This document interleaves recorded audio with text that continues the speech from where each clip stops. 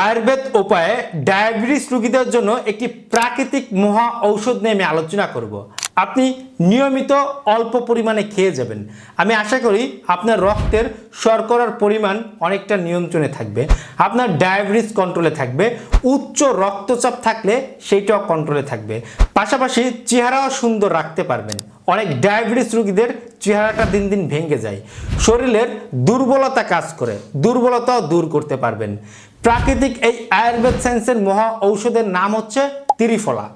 ত্রিফলা সম্পর্কে কম বেশি অনেকেই অবগত রয়েছেন, কিন্তু এর প্রতি আপনারা আস্থা আনেন না বা অনেকে এটা গ্রহণ করছেন না। আয়ুর্বেদ সায়েন্স মতে আমলকি, হরিতকি, বহেরা এই তিনটি সমন্বয়ে ত্রিফলা, এটা প্রাকৃতিক একটি মহা বা ভেষজ ঔষধ।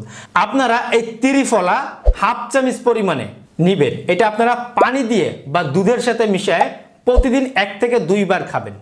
সকালে নাস্তার পরে হতে পারে, রাত্রে শোয়ার আগে হতে পারে, 1 থেকে 2 বার আপনারা নিয়মিত খেয়ে দেখুন। ইনশাআল্লাহ শরীরের মধ্যে একটা শক্তি পাবেন, দিন দিন শর্করার পরিমাণকে নিয়ন্ত্রণে রাখতে পারবেন। ধন্যবাদ সবাইকে।